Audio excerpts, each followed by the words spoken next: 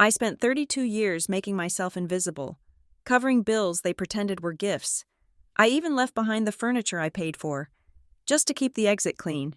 But 10 minutes after I drove away, my sister posted a photo of my empty room online. Finally, the freeloader is gone. I watched the laughing emojis roll in and realized my silence hadn't purchased peace. It had only purchased my erasure. The sound of packing tape ripping off the roll was the only noise in the house. It was a violent, tearing sound, like a bandage being ripped off skin that had not quite healed. I smoothed the plastic strip over the top of the final cardboard box, pressing down hard enough to turn my fingertips white. I was 32 years old, and I was packing my life into a sedan as if I were a college student fleeing a bad roommate situation. In a way, I supposed I was. My bedroom looked like a gap tooth in a perfect smile. The walls were pale gray, a color I had painted them myself 3 years ago on a weekend when my mother said the house felt dingy. I left the heavy oak dresser. I left the queen-sized bed frame with the upholstered headboard. I left the velvet armchair in the corner. I had bought all of them. I had the digital receipt saved in my email archive, proof that the $1,200 for the set had come from my checking account. Not the family pot, but I was leaving them. I knew that if I tried to move the furniture, it would start a war. My mother would clutch her chest and talk about how empty the house felt. My sister, Carla, would lean against the doorframe and ask why I was being so petty about things that belonged to the house. It did not matter who paid for them. In this house, ownership was fluid. If I bought it, it was ours. If it broke, it was mine. I wanted a clean break. I wanted to walk out the front door without a scream caught in my throat. So I donated the furniture to the silence. I carried the last box downstairs. The living room was dark, the curtains drawn against the bright Tuesday afternoon sun. My mother was sitting in her usual spot on the sofa, aggressively knitting a scarf, her eyes fixed on a daytime talk show. She did not look up as I walked past. "I am leaving." "Mom," I said. She purled a row. "You will be back." "Nora, the rent out there is ridiculous. You are just throwing money away to prove a point." "It is not a point," I said, keeping my voice level.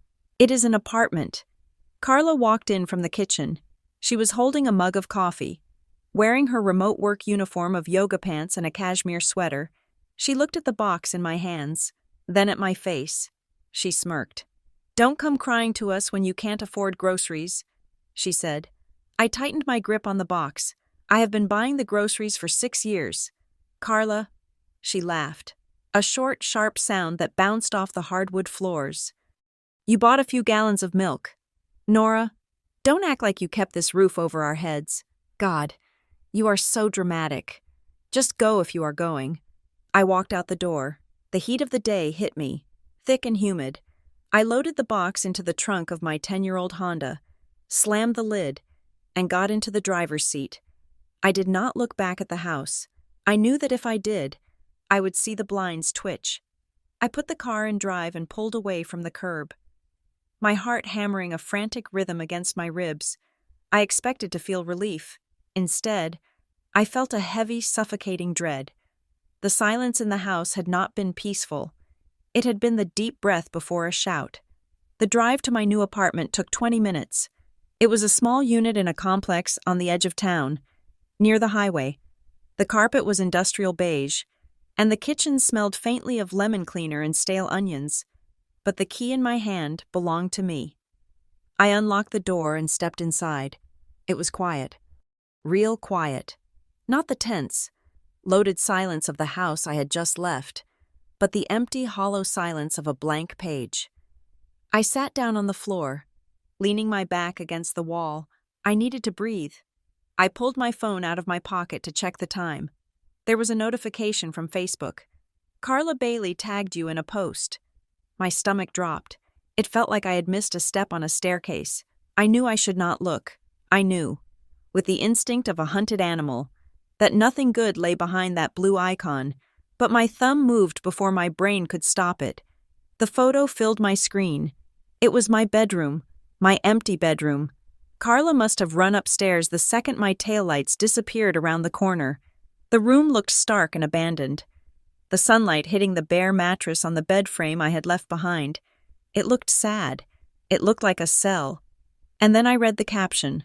Finally, the freeloader is gone. Maybe now we can actually have some peace in this house. Love you. Mom. We made it. She had tagged our mother. She had tagged 3 of my cousins. She had tagged a neighbor who lived 2 doors down. I stared at the words. Freeloader. The words seemed to vibrate on the glass screen. I had paid the electric bill for 42 months straight. I had covered the deductible when the roof leaked last winter. I paid for the internet that Carla used to work from home. I bought the groceries. I paid for the takeout on Fridays. I paid for the streaming services. I refreshed the page. The post had been up for 12 minutes. There were already 9 reactions. 5 of them were the laughing face emoji. I clicked on the comments. My Aunt Linda had written, "About time. You 2 are saints for putting up with it this long." A girl I went to high school with, someone who was friends with Carla, wrote, "Adult children living at home are the worst. Congrats on getting your space back." My cousin Mike posted a GIF of a man taking out a trash bag. My hands started to shake. It was a fine, tremors-like vibration that started in my fingers and traveled up my arms. They were rewriting history in real time. They were taking the last decade of my life, my financial support, my emotional labor, my quiet maneuvering to keep the household solvent, and erasing it. I typed a response. Carla, I paid the electric bill last week. I bought that bed. My thumb hovered over the send button. Then I saw a new notification. Westside Community Watch Group mentioned you. I froze. That was a public group. It had 4,000 members. It was mostly used for lost dogs and complaints about speeding drivers. But occasionally it became a forum for local gossip. I clicked the notification. Someone had taken a screenshot of Carla's post and shared it into the group. The caption read, "Cautionary tale for parents. Teach your kids independence, or you end up with a 30-year-old squatter. Good for this family for setting boundaries." I felt the blood drain from my face. This was not just a family spat anymore. This was my reputation being auctioned off to the lowest bidder.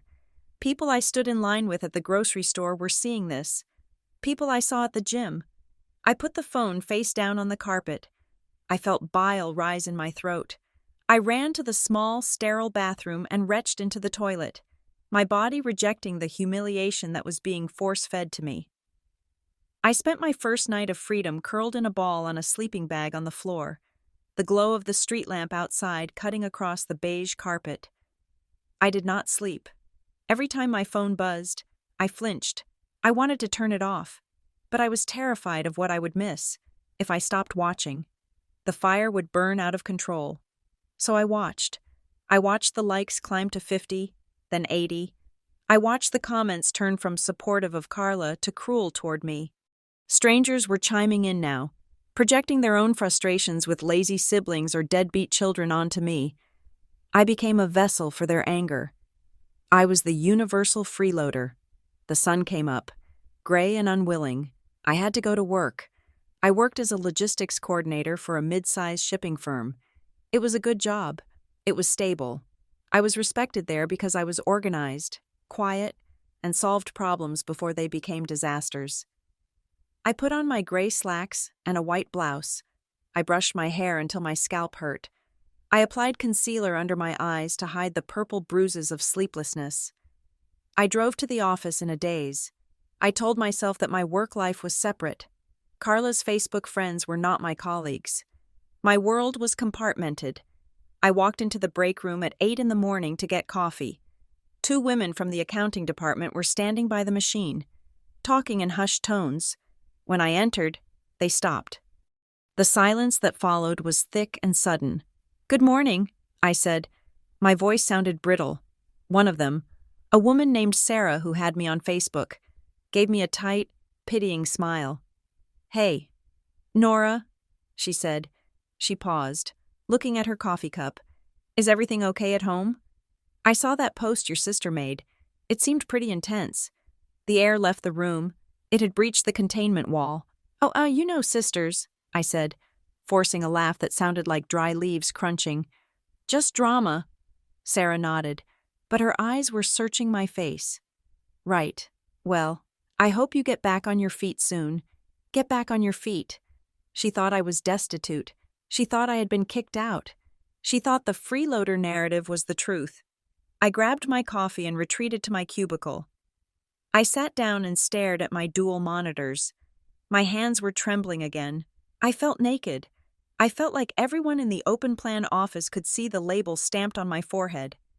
I opened my email to start working, but I could not focus.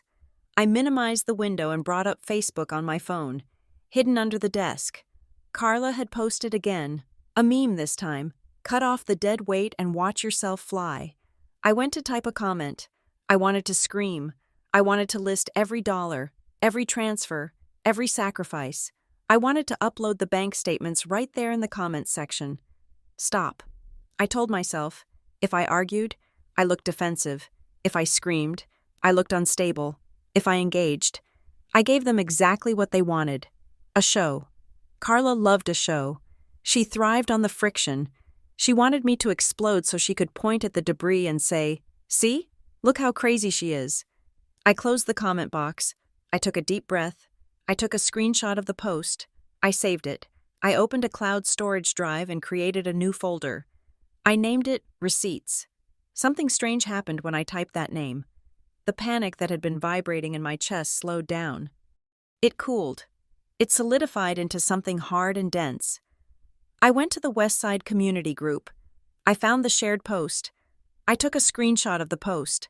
And then I took screenshots of the comments, specifically the ones from people I knew. I copied the URL of the thread. I saved everything to the folder. I was not reacting anymore. I was collecting. I spent my lunch break in my car. Not eating, just digging. I opened my banking app. I had been with the same bank since I was 18, and the history went back years. I filtered the transactions, outgoing, transfer. I saw the patterns immediately. November 4th, $500. Description: Mom medical bill. November 12th, $200. Description: Groceries. December 1st, $600. Description: Heat and water. I had not lived at the house in December. I had been house-sitting for a friend for 3 weeks, effectively living out of a suitcase across town, but I had paid the heat bill. I scrolled back further. 2 years ago, 3 years ago, house help, mom car repair, Carla phone bill. The entries were endless, a river of money flowing one way. Then I saw something I did not recognize. It was a recurring charge on my credit card. I usually paid the balance in full every month without scrutinizing the line items, assuming I knew what I had spent, but this one stood out. Platinum Home Shield, $64.99. It was a monthly charge. I searched the merchant name. It was a home warranty company. I had never owned a home. I had never needed a warranty for appliances. I dialed the customer service number listed on the transaction. I put the phone on speaker and set it on the passenger seat. "Thank you for calling Platinum Home Shield," a recorded voice said.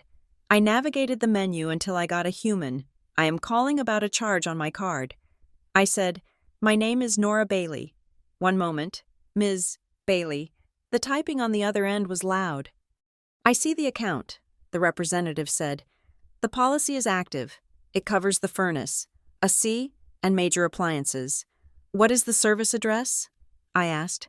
742. Oakwood Drive, the agent said.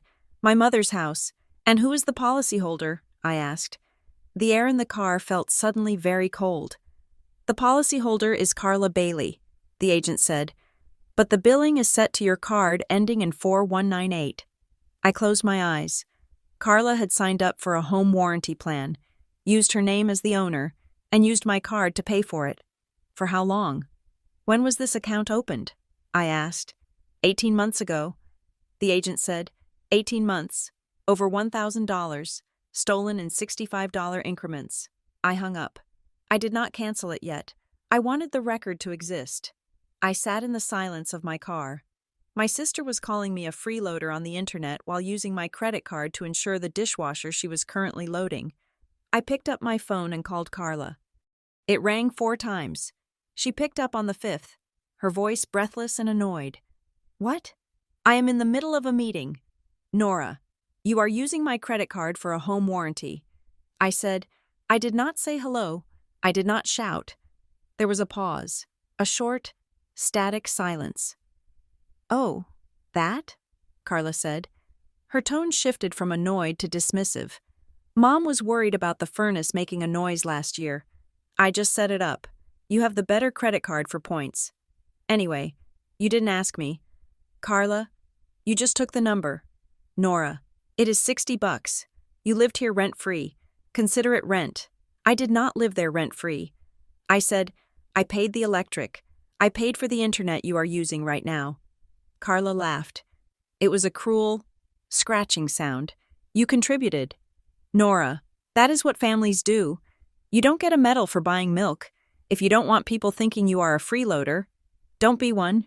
The audacity took my breath away. Take the post down. Carla, I said, please. People at my work are seeing it. She made a humming noise. No, I don't think I will. It is my Facebook page. I can post my truth. It is a lie. I said, you left. Nora, she said, her voice dropping an octave, becoming ice cold. You walked out on us. You left Mom crying in the kitchen. So you don't get opinions anymore. You are outside. Stay outside. She hung up. I stared at the phone. The screen went black. That evening, I sat on the floor of my empty apartment. I had ordered a pizza, but I could not eat it. The grease congealed on the cardboard. My phone buzzed again. A text from my mother. I opened it, a foolish part of me hoping she was checking on me, hoping she would say, I told Carla to stop. The message was a block of gray text. Nora, your aunt called me. She says you are telling people Carla stole from you. I raised you better than this. Family loyalty is the most important thing we have. We do not air our dirty laundry to strangers. Carla is under a lot of stress with her job, and you leaving has been very hard on the household. Please grow up and stop causing drama. We are a family. I read it twice. Carla is under stress. You leaving has been hard. Stop causing drama. She did not ask if I was okay. She did not ask if I had a bed to sleep on. She did not ask why Carla was calling me names in front of the entire town. The humiliation was not an accident. It was the enforcement mechanism. They were shaming me because I had dared to stop being useful. They were punishing me for the crime of having a self. I looked at the text. I did not reply. I went to my laptop. I opened the receipts folder. It had 5 files in it. It was a start. But it was not enough. I needed to understand the landscape of the battlefield. I made a vow then. Sitting on the cheap industrial carpet under the harsh glare of the ceiling light, I would not scream. I would not post a status update crying about how mean they were. I would not engage in a comment war that made me look like just another trashy family member fighting on the internet. I would choose structure. I would choose consequences. I opened a new tab on my browser. I searched for a certified financial counselor in the area and booked a consultation for the following Tuesday. Then I went to the government website for annual credit reports. I typed in my social security number. I typed in my date of birth. Request report. I hit enter. The screen loaded. A spinning wheel of data retrieval. I was done rescuing people who enjoyed watching me drown. If they wanted to talk about finances, if they wanted to talk about who owed what to whom, we were going to have that conversation. But we were going to have it with documents, not insults. I watched the progress bar fill up. The file downloaded. I saved it to the folder. I was ready to see what else they had taken. The glowing screen of my laptop was the only light in the living room. I sat cross-legged on the floor, the beige carpet scratchy against my ankles, scrolling through the 80-page PDF of my credit report. It was a dry, boring document, a biography of my life written in numbers and dates. Student loans, paid on time, credit cards, balances kept low, the auto loan for my Honda, paid off 3 years ago. It was a boring life, a responsible life. And then I saw it. It was on page 42, buried between a closed department store card and an old utility account, Valley Ridge Credit Union. Account type, consumer installment, status, paid/closed, date opened, 4 years ago, high balance, $12,000. I stopped scrolling. My hand hovered over the trackpad. I had never banked at Valley Ridge Credit Union. I had never taken out a $12,000 installment loan. 4 years ago. I was working 2 jobs to save for a deposit on an apartment I never ended up renting because my mother had guilted me into staying to help with the transition after my father passed. I did not have time to spend $12,000. I stared at the entry. It was like finding a stranger's fingerprint on my own skin. I printed the page, the printer, which I had set up on a stack of books because I still had no desk, whirred and spat out the sheet. I held it in my hands, reading it over and over, hoping the words would rearrange themselves into something that made sense. They did not. The next morning, I took a half day off work. I told my boss I had a dental emergency. It was not a lie. The tension in my jaw was so tight, I felt like my teeth were going to crack. Valley Ridge Credit Union was a small, brick building on the east side of town, the kind of place that still had a bulletin board in the lobby advertising car washes and bake sales. I walked in, clutching my folder. The air conditioning was frigid. I sat down at the desk of a loan officer named Greg. He was a middle-aged man with a kind face and a tie that was slightly too short. "I need to ask about an account on my credit report." I said, "I placed the paper on the desk. I don't recognize it." Greg adjusted his glasses. He typed on his keyboard. The clicking sound was loud in the quiet bank. "Let me see," he said. He frowned at the screen. "Ah, yes, that is a home improvement loan. Taken out 4 years ago, paid off in full last year. Home improvement," I repeated. "Yes, for roof repairs and structural work." "It looks like," Greg said. I looked at him. I did not own a home. "Can I see the application?" I asked. My voice was steady, but my heart was hammering against my ribs. Greg hesitated. "It is a closed account, Ms. Bailey, and it is archived. I can bring up the digital signature capture from the closing, but the full paper file would need to be retrieved from our central storage. That takes time. Please," I said, "just the signature." He turned his monitor so I could see. There, in the pixelated box, was a scrawl. Nora Bailey. I stared at it. It looked like my name. It had the same loop on the N. It had the same sharp Y at the end. But the slant was wrong. It leaned too far to the right. It was the signature of someone trying to be me. Or perhaps it was my signature given under duress. Sloppy and rushed. "I didn't sign this," I whispered. Greg pulled the monitor back. "Well, it was electronically verified at the branch. The ID on file was yours. My ID." I thought about my purse, which I often left on the kitchen counter at the house. I thought about how often I left my wallet unattended while I was doing laundry or cooking dinner for them. "Who is the other name on the account?" I asked. "It must be a joint loan if it was for a house I don't own." Greg clicked a few more times, then he stopped. His face went carefully blank. "I can't share details about other parties on the account without their presence," he said. "Privacy regulations, but I am on the account." I said, "I am the borrower. You are listed as a co-borrower," he corrected. "And since the account is closed and the primary borrower has flagged the file for privacy." "Flagged for privacy?" I interrupted. He looked uncomfortable. "Listen, if you want the full file, you can file a formal request, but I would need the primary account holder to sign off on the release. Or what? Or a subpoena," he said softly. I stood up. My legs felt numb. "Thank you, Greg." I walked out into the blinding sunlight. A $12,000 loan. For a roof. I remembered the roof repairs. I remembered my mother crying about the cost. I remembered Carla saying she would handle it, and that I just needed to focus on the grocery bills. I had paid for the groceries, and, apparently, I had unknowingly co-signed for the roof, too. But who paid it off? If they had $12,000 to pay off a loan, why was I buying the milk? I drove back to my rental apartment, my mind racing. I felt like I was pulling a loose thread on a sweater, and the whole garment was unraveling in my hands. I sat on the floor surrounded by boxes. I had unpacked my clothes, but the paperwork was still in a cardboard box labeled tax stuff.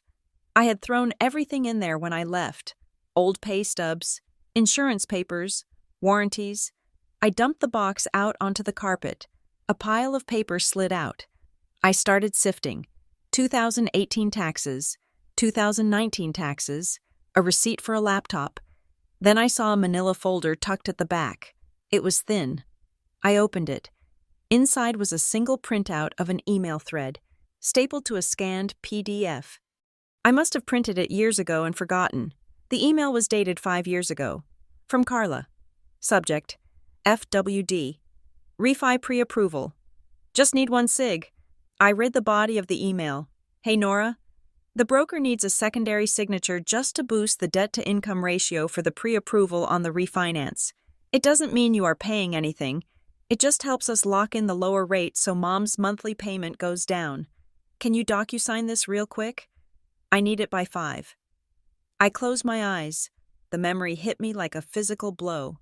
I was at my old job. It was end of quarter. I had been working 14-hour days. My phone had been buzzing incessantly. Carla had texted me 3 times. Did you sign it? Mom is stressing out. Do it for Mom. I had been exhausted. I had been desperate to make the buzzing stop. I trusted them. They were my family. Why would they hurt me? I had opened the DocuSign link on my phone, squinting at the tiny screen, and tapped apply signature 3 times. I had not read the text. I just wanted to be a good daughter. I wanted to help. I looked at the stapled document in my lap. It was not a pre-approval. It was a quitclaim deed and cosigner acknowledgement. The legal jargon was dense, but the words jumped out at me now that I was actually reading them. Grantor. Nora Bailey. Grantee. The Bailey Family Living Trust. I felt sick. I grabbed my phone and searched for a consumer protection attorney. I did not care what it cost. I needed someone to translate this language into reality. 2 days later, I sat in an office that smelled of old leather and coffee. The attorney, a woman named Ms. Cheng, with sharp eyes and a terrifyingly calm demeanor, reviewed the documents I had brought. She laid them out on her desk in a precise grid. You did not just help them qualify. Ms. Chung said. She tapped the paper with a pen. You assumed liability for the debt, while simultaneously signing away any claim to the equity. I stared at her. What does that mean? It means, she said, leaning forward, that you are on the hook if the mortgage isn't paid, but you don't own the house anymore. And this loan, the $12,000, that was likely a bridge loan or a home improvement loan taken out against the equity you helped secure. But I didn't know. I said, I felt stupid. I felt incredibly, painfully small. Ignorance of the contract doesn't void the contract. Nora, she said gently, but deception might. She sat back. Here is what we are going to do. You need to stop looking at your bank account and start looking at the house's legal history. You need to pull the full mortgage and title records from the county clerk. We need to see who actually owns that property, because if you signed a quitclaim, the title moved. Who is the Bailey Family Living Trust? I asked. Ms. Chung raised an eyebrow. That is exactly what you need to find out. I left her office with a headache that throbbed behind my eyes. The county records office was online now. Thank God. I did not have to go stand in a line and risk running into someone who knew my mother. I sat at my kitchen table. I had finally bought a cheap folding table and logged into the county assessor's portal. I typed in the address, 742 Oakwood Drive. The search results loaded. Owner, the Bailey Family Living Trust. Sale date, 5 years ago. Transfer value, $0. I clicked on the tax history. The mailing address for the tax bills was not the house address. It was not my mother's name. P.O. Box 492, mailbox, etc. Suite B. It was a private mailbox rental across town, in a strip mall near where Carla's old boyfriend used to live. Why would they send the tax bills to a mailbox? I kept scrolling. I looked at the payment history. I had been paying my share of the property taxes for 3 years. Carla would tell me the amount, usually around $600 a quarter, and I would transfer it to her. Property tax. I would write in the memo line. The county records showed a different story. 2022 Q1. Paid late. Penalty assessed. 2022 Q2. Paid late. Penalty assessed. 2023 Q1. Paid. My money had left my account on time. It had arrived in Carla's account on time, but it had not gone to the county. Carla had floated the money. She had used my tax payments for something else. Cash flow, shoes, dinners, and paid the taxes only when she had to. Eating the late fees. Or maybe she didn't eat the late fees. Maybe the increase in taxes she complained about the next year was just her passing the penalties on to me. I felt a cold rage settling in my chest. It was different from the shame I had felt the first night. Shame is hot and messy. This was cold. This was mathematical. I picked up my phone. I needed to tell someone. I called my friend Elena. Elena was the only person who knew the full extent of the freeloader post. She had been the one to text me. Don't look at Facebook that first night. I explained everything. The loan, the trust, the mailbox, the taxes. Go nuclear, Elena said. Her voice was shaking with anger. Nora, you have to burn them down. Post the screenshots. Post the tax records. Tag Carla. Tag your mom. Show everyone that they are thieves. I held the phone to my ear, looking out the window at the parking lot. A man was walking his dog. It looked peaceful. No, I said. What do you mean? No? Elena demanded. They are dragging you through the mud. They are ruining your reputation. You have the truth. Use it. If I post it, it becomes a he said, she said. I said, it becomes family drama. People will just grab popcorn. They won't care about the truth. They will just enjoy the fight.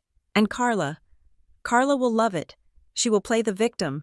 She will say I am hacking her or that I am twisting things. So you are just going to take it? No, I said. I am building a case. I hung up. I opened a spreadsheet. I started a timeline. Column A, date. Column B, the lie. E.g., Carla asks for help with taxes.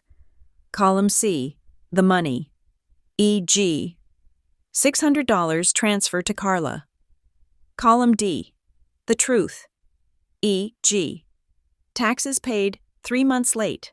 Penalty charged. Column E, evidence. Link to screenshot. Link to bank statement. Link to county record. I worked for 4 hours.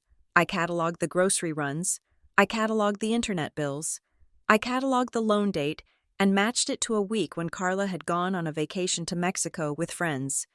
It was a project plan for survival. My phone pinged. A Facebook notification. I shouldn't have looked, but I needed to know the temperature of the room. Carla had posted again. It was a photo of a sunset, with a text overlay in a swirling font.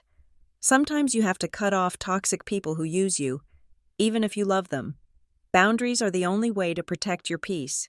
Sending love to everyone dealing with energy vampires today. I read the comments. My Aunt Linda. So proud of you for setting boundaries. Honey, you have done so much for everyone. Time to focus on you. A neighbor. Amen. Takers never know when to stop taking. My mother had liked the post. I sat there, frozen. Energy vampires. Takers. They were using my own reality against me. They were taking the abuse they had inflicted on me, the financial draining, the emotional manipulation, and they were wearing it as a costume. They were playing the survivor. I was the villain in their story. And because I was silent, their story was the only one being told. I felt the tears coming, hot and fast. I stood up and grabbed my keys. I couldn't be in the apartment. The walls felt like they were closing in. I drove. I didn't know where I was going. I ended up in the parking lot of a 24-hour grocery store. I turned off the engine. I leaned my forehead against the steering wheel and sobbed.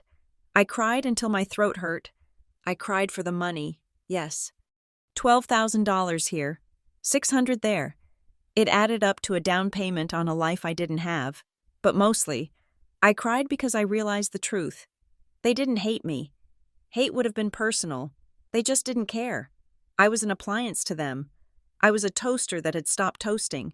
And when an appliance breaks, you don't grieve it. You complain about it. You kick it.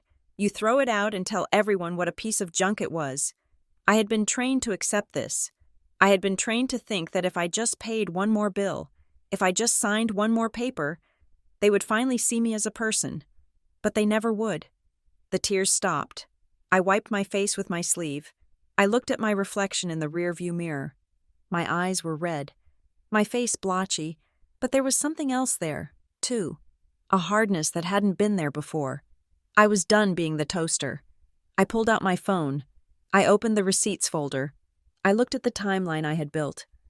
Elena was wrong. Going nuclear online was messy. It was emotional. I didn't want to make a scene. I wanted to make a record. I opened my email and composed a message to Ms. Cheng, the attorney. Subject: Next steps. Ms. Cheng, please proceed with the formal request for the full mortgage and title records. I also want to draft a formal dispute letter regarding the installment loan signature. I'm no longer interested in waiting. Also, I need to know how to trigger an audit of the trust. I hit send. I drove home in silence. The radio was off. The windows were up. When I walked back into my apartment, I didn't check Facebook. I didn't check Instagram. I went to the bathroom and washed my face. I looked at myself in the mirror.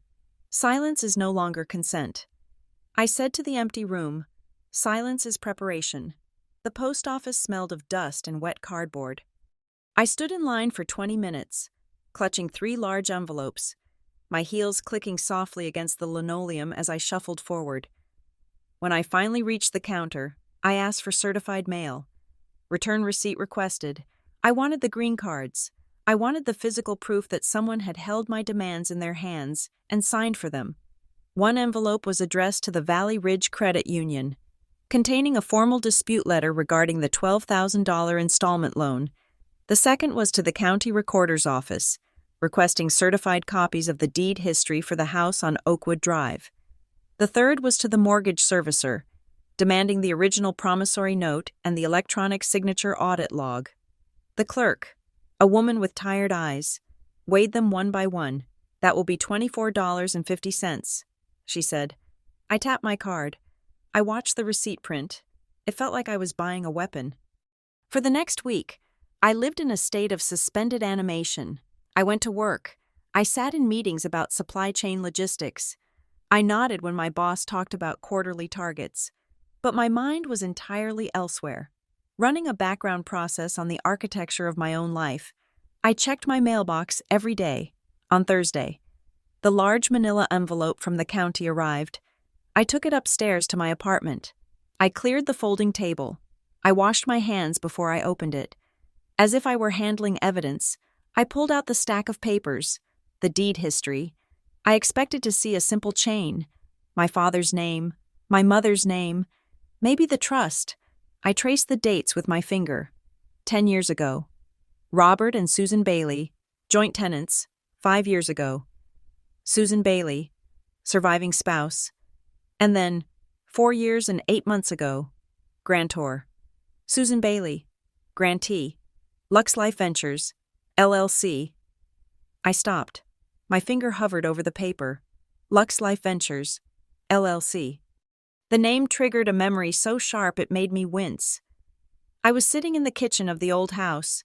Carla was pacing back and forth, holding a glass of wine, talking about her new brand. She was going to start a consulting business for lifestyle coaching. She was going to be an entrepreneur. She had made me design a logo for her on my laptop, a gold L interlocking with a V. She had registered the LLC. I remembered because she had borrowed $200 from me for the filing fee. I looked back at the deed. The house had been transferred to Carla's shell company. I looked at the next line. Grantor. Lux Life Ventures, LLC, grantee, the Bailey Family Living Trust. The transfer happened 3 weeks later. My heart was thumping a slow, heavy rhythm. They had moved the house out of my mother's name, into Carla's fake company, and then into the trust. Why? Why pass it through the LLC? I pulled out my phone and searched for the LLC in the state business registry. Lux Life Ventures, LLC, status, dissolved. Manager, Carla Bailey. I sat back. The chair creaked. If the house passed through the LLC, even for 3 weeks, it meant Carla had technically owned the home, even if it was just on paper. And if she owned it, she could have leveraged it. Was that when the home repair loan happened? I checked the dates. The loan was opened 2 days after the house moved into the LLC. The picture was coming into focus. Carla had moved the house into her control, taken out a loan against it, using my credit profile as a co-borrower to bolster the application, and then, once the cash was secured, she had moved the house into the trust to hide the asset. It was a shell game, and I was the one left holding the empty cup. I looked at the final entry on the deed. Owner: the Bailey Family Living Trust. Registered agent: Mill Creek Law Group. Mill Creek Law Group. I knew that name. It was a small office downtown, near the courthouse. I looked at the clock. It was 2 p.m. I dialed the number for the law office. Mill Creek Law Group. How may I direct your call? A receptionist asked. Hi, I said, keeping my voice bright and professional. I am calling to update my mailing address. I am a beneficiary in the Bailey Family Living Trust file. I held my breath. I had no idea if I was a beneficiary. I was guessing. 1 moment. Let me pull that up, she said. I heard typing. Bailey. Bailey. Here we are. The Bailey Family Living Trust. And your name is? Nora Bailey. I said, more typing. Okay. Ms. Bailey. I see you are listed in the trust file here. What is the new address? My knees went weak. I sat down on the floor. I was listed. I gave her my P.O. box number. I did not want them having my physical address. Thank you, she said. I will update that for the notices. One more thing, I said, trying to keep the tremor out of my voice. I seem to have misplaced my copy of the trust agreement. Could you email me a PDF?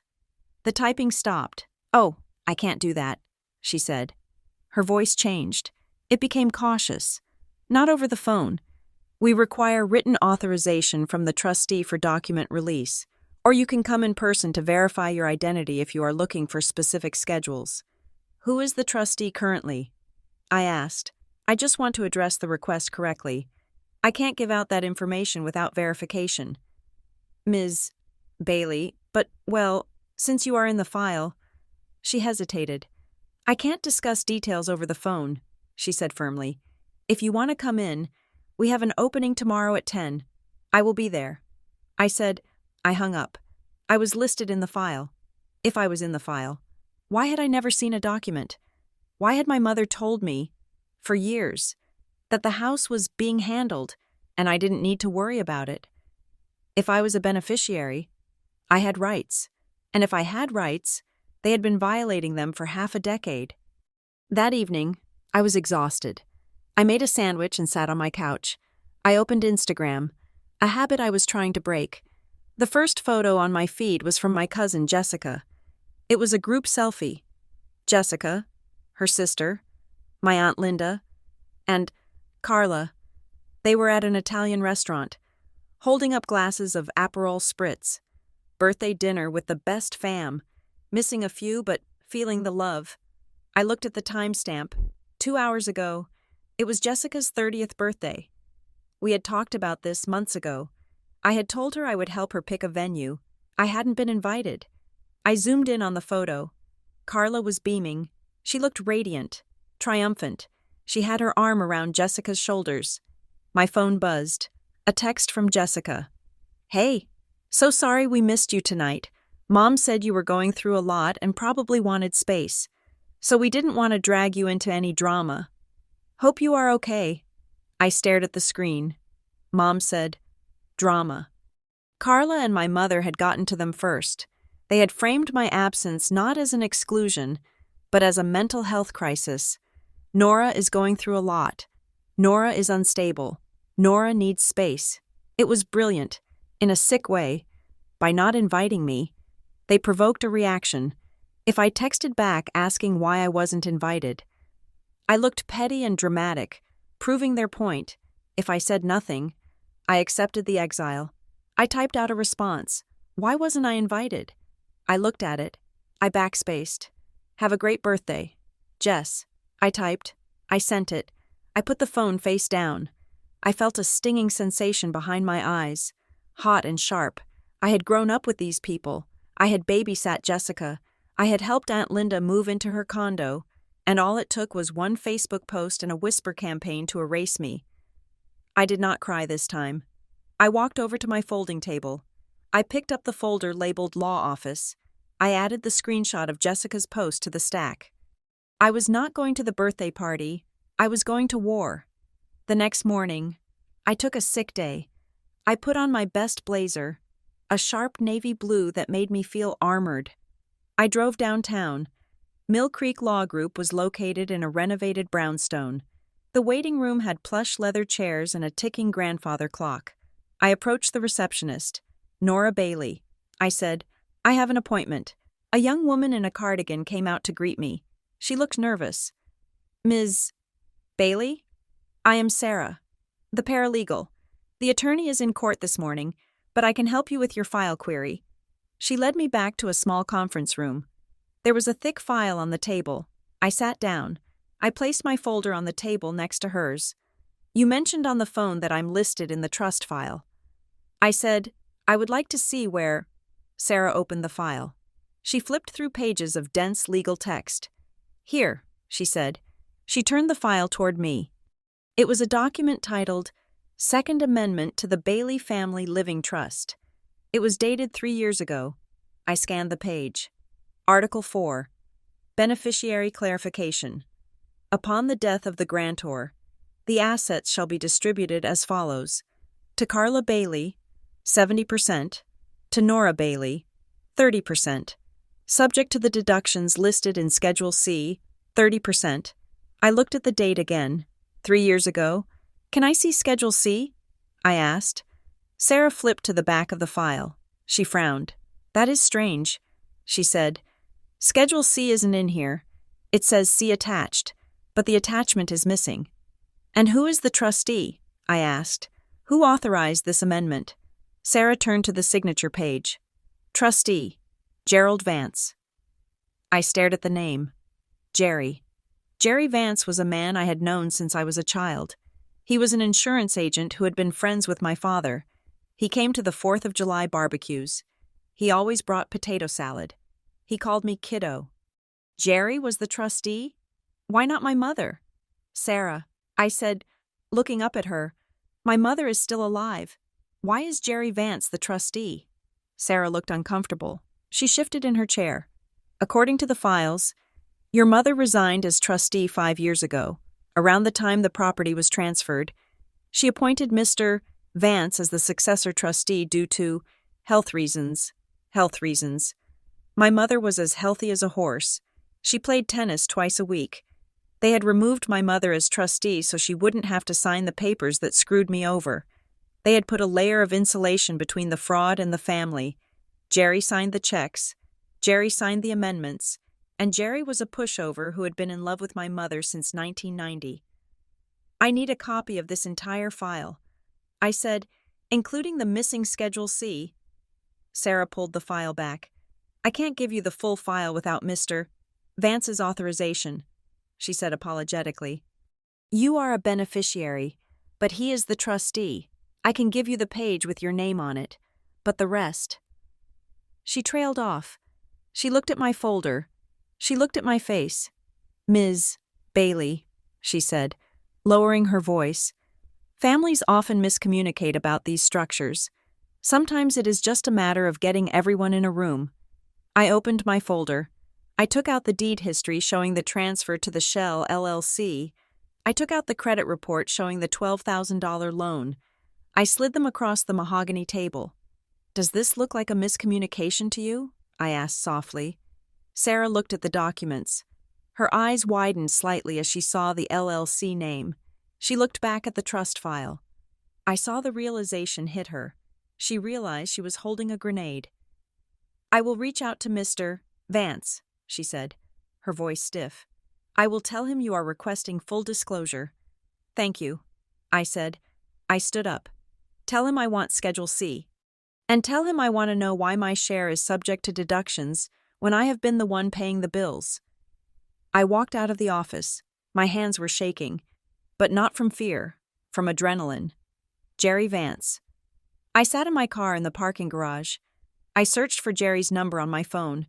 I had it saved from years ago when I needed to ask him about car insurance. I didn't call him, not yet. I needed to put it in writing. I drove to a coffee shop and opened my laptop. I drafted a formal letter to Gerald Vance. Trustee, dear Mr. Vance, I have confirmed with Mill Creek Law Group that I'm a beneficiary of the Bailey Family Living Trust. I have also been informed that you are the acting trustee. This letter serves as a formal demand for an accounting of the trust assets, specifically regarding the property at 742 Oakwood Drive. I also request a copy of Schedule C, referenced in the Second Amendment. Please provide these documents within 10 business days. Sincerely, Nora Bailey. I sent it via email and certified mail. I felt a strange sense of power. For years, the house had been a mystical object, a place where rules were arbitrary and my mother's mood dictated reality. Now, it was just a pile of paperwork, and paperwork could be audited. That night, around 9 o'clock, my phone rang. It was Carla. I stared at the screen. The name Carla flashed like a warning light. I picked up. Hello? I said. Hey, Carla said. Her voice was bright, sugary. It sounded like the voice she used when she was trying to return clothes she had already worn. How are you? We haven't talked in a few days. We haven't talked since you told me I don't get opinions anymore. I thought, I am fine. I said, good, she said. She paused. I heard the faint sound of a TV in the background. So, how is the new little place? Is it cozy? It is fine. I said again, that is great. Listen, Mom was saying she missed you. She was wondering if you wanted to come over for dinner on Sunday? Maybe make peace? I tightened my grip on the phone. Why the sudden change? Carla? Oh, you know, she said breezily. Life is too short for grudges. Plus, Jerry called Mom today. Said you stopped by the lawyers? There it was. Jerry had called them. The panic was filtering down. Yeah, I said. I did. Carla's voice hardened. Just a fraction. The sugar began to dissolve. You know, Nora, you are wasting your time with that stuff. It is all standard estate planning. Mom just wants to make sure everything is organized. You don't need to go bothering Jerry. He is an old man. I didn't bother him. I said, I just asked for the documents I'm legally entitled to. Carla laughed, but it sounded brittle. Legally entitled. You sound like a lawyer. Look, Nora, if you want to see the papers, just come home. We can sit down and look at them together. You don't need to make this a federal case. If I come home, will you show me Schedule C? I asked. There was a silence on the line. A long, heavy silence. What do you know about Schedule C? She whispered. I know it lists the deductions from my share. I said, I know it is missing from the file at the law office, and I'm guessing it lists all the money you have decided I owe the family for the privilege of existing. Carla's voice turned vicious. You are unbelievable. You think you are some kind of victim? You lived here for free. You owe us back rent. Nora, that is what Schedule C is. It is the tab you ran up. I paid the mortgage. Carla, I shouted. I lost my cool. I stood up in my kitchen, screaming at the phone. I paid the taxes you stole. I paid the roof loan you signed my name to. I didn't steal anything, she screamed back. It is my inheritance. It is my house. Mom wanted me to have it. You were just supposed to help. She hung up. I stood there, breathing hard. The silence of the apartment rushed back in. It is my inheritance. You were just supposed to help. She admitted it. She believed it. In her mind, I was not a sister. I was a support beam. I was structural. And you don't give a support beam a share of the house. You just expect it to hold the weight. My phone buzzed again. A voicemail. From my mother. I sat down on the couch and pressed play. Nora? Her voice was thick with tears. It was the specific. wavering tone she used to get her way with customer service agents. Nora, why are you doing this to us? Jerry is upset. Carla is crying. You are tearing this family apart. Over paper? Over money? I thought you loved us. I thought you were the good one. Please, just stop. Just drop it and come home. We can fix this. Why are you doing this to us? The reversal was complete. I had been kicked out, mocked online, financially drained, and defrauded. But because I had asked for a document, I was the aggressor. I was the one doing something to them. My search for facts was being framed as violence. I felt a surge of fury so pure it felt like clarity. They did not want me back. They wanted the silence back. They wanted the good one back. The one who signed without reading. The one who paid without asking. The one who absorbed the anxiety of the house so they didn't have to feel it. I was not that person anymore. I opened my laptop. I was not going to scream. I was not going to cry. I was going to document. I opened a new email draft. To Carla Bailey, Susan Bailey, Gerald Vance. Subject: Formal request for production of documents. I typed, Mom, Carla, Jerry, I received your messages.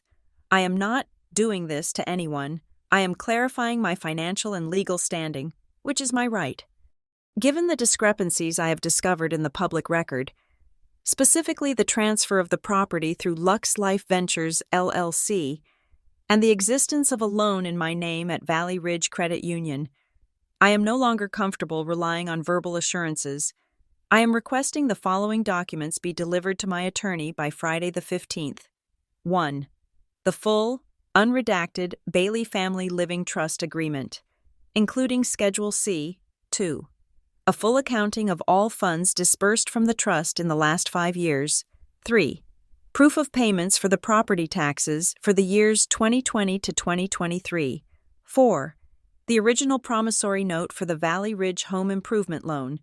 If these documents are not provided, I will proceed with a petition for court-ordered accounting. I paused. I opened my receipts folder. I attached the screenshot of Carla's freeloader post. I attached the screenshot of the Energy Vampire post. I attached the screenshot of the cousin's birthday party photo, where they said they didn't want drama. I am also attaching documentation of the public statements made regarding my character and financial status. These posts suggest a narrative that contradicts the financial reality of the household expenses I covered. If we are going to discuss who owes what, we will look at the entire ledger. Nora. I read it over. It was cold. It was corporate. It was the only language they would understand because it was the language of consequences. I hit send. I sat back and watched the sent notification fade away. I knew what would happen next. They would escalate. They would attack. They would tell everyone I was suing my own mother. But for the first time in my life, I wasn't afraid of the noise. I had the signal, and the signal said I was right. The package arrived on a Wednesday, a gray, drizzling day that made the interior of my apartment feel like a submarine.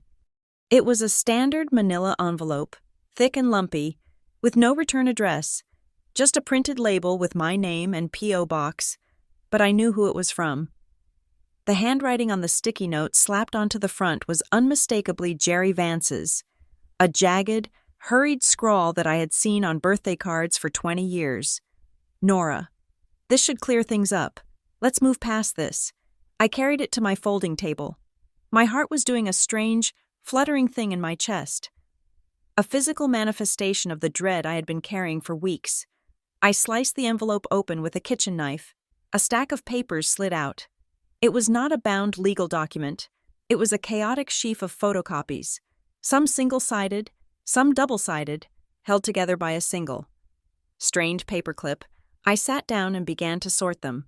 There were bank statements from 3 years ago, redacted so heavily they looked like classified CIA files. There was a copy of the original trust deed from 20 years ago. And there was the document I had asked for, the Second Amendment to the Bailey Family Living Trust. I smoothed the amendment out on the table. It was 3 pages long. Article 1. Authority. Article 2. Distribution of assets. Article 3. Trustee powers. I read Article 2 again. Upon the death of the grantor, the trust assets shall be distributed to Carla Bailey, 70%, and Nora Bailey, 30%, minus any debts incurred by Nora Bailey on behalf of the estate. There it was, debts incurred. But something looked wrong. I looked at the page numbers at the bottom, page 1 of 4, page 2 of 4, page 4 of 4, page 3 was missing. I shuffled the stack again, thinking it had stuck to another sheet. I shook the envelope upside down. Nothing fell out. They had sent me a legal document with a missing page. I looked closer at the document itself.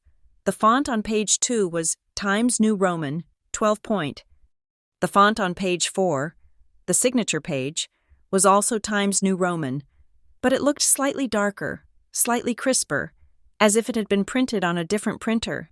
And there, in the top right corner of page 2, faint but visible, was a header that had been partially cut off by the photocopier. Revised draft. Internal use only. I felt a cold prickle on the back of my neck. This was not the executed legal document. This was a Frankenstein monster of paperwork.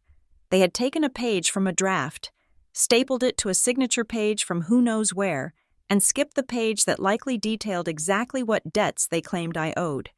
I picked up my phone and took a high-resolution photo of the page gap. Then I zoomed in on the signature page. My mother's signature was there. Jerry's signature was there. But the date next to Jerry's signature was written in blue ink, while the signature itself was black. And the date was January 12th. January 12th, 3 years ago. I checked my timeline spreadsheet. On January 12th, 3 years ago, Jerry Vance was in Florida. I remembered because my mother had complained that she couldn't reach him to ask about her car insurance renewal. He couldn't have signed this document in person on that day. I called Ms. Chung immediately. "Don't touch it anymore," she said, her voice sharp and professional. "Put it back in the envelope. Handle it by the edges. I am sending you a contact for a forensic document examiner. His name is Mr. Henderson. He is expensive, but he is the best." I drove the documents to Mr. Henderson's office that afternoon. He was a quiet man who worked in a basement office filled with microscopes and light tables. He wore white cotton gloves when he took the envelope from me. I watched him work for an hour. He used a slant light to look for indentations. He used a magnifying loupe to look at the toner spray patterns. He finally looked up, sliding his glasses down his nose. "I can't declare fraud instantly, Ms. Bailey," he said. "That is a legal conclusion. But I can tell you that these pages were not created at the same time. The trash marks, the little imperfections from the scanner glass, are different on page 2 than they are on page 4. These pages came from different source documents." He pointed to the staple holes in the top corner. "And look here.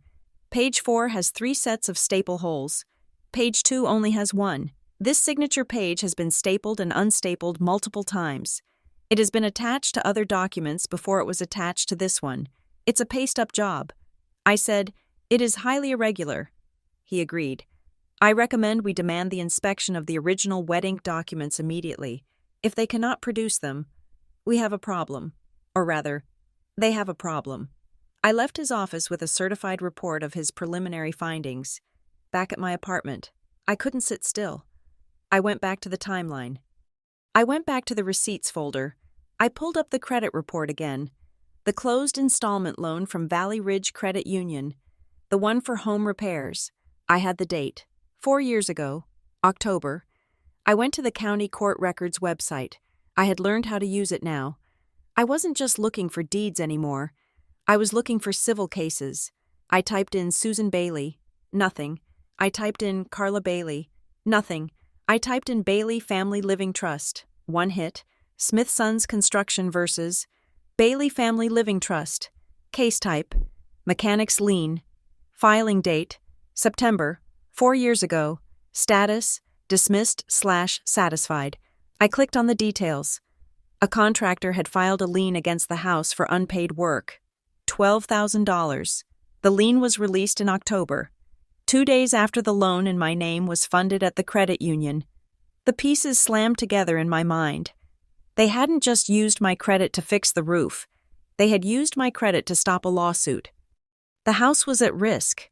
If the lien had gone to judgment, the contractor could have forced a foreclosure sale. Carla didn't have the money. Mom didn't have the money.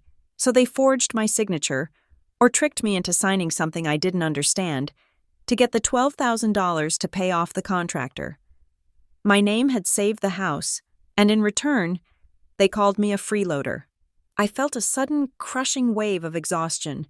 It wasn't just anger anymore. It was a deep, hollow sadness. I sat on the floor, leaning my head back against the wall. I closed my eyes, and memories I had categorized as annoying or quirky began to replay with a sinister new lighting. I remembered Carla, 2 years ago, standing by the front door when the mailman came. "Oh, don't worry about the mail." "Nora," she had said, snatching the bundle from my hand, "I have a system. I like to keep it all in one pile so Mom doesn't get overwhelmed. I'll sort yours out for you." She wasn't being helpful. She was intercepting notices. She was making sure I never saw a letter from the county or the credit union. I remembered my mother, sitting at the kitchen table, peering at me over her reading glasses. "Nora, you really should go paperless with your bank accounts," she had said. "It is so much safer, and less clutter. Just put everything on your phone." She wasn't worried about the environment. She was worried that if a paper statement came to the house, I might leave it on the counter, and she might not be able to hide the evidence of what she was doing. I remembered Carla helping me set up my online banking app because I was having trouble with the interface. She had held my phone. She had typed in the password. "I'll just make it the same as the Netflix password, so we all remember it." She had laughed. I felt sick, physically sick. I had been living in a panopticon. They had watched my money, controlled my information, and steered my financial life while I was busy trying to be a good daughter who bought the groceries. I stood up. The sadness evaporated, replaced by a cold, operational necessity. I pulled out my laptop.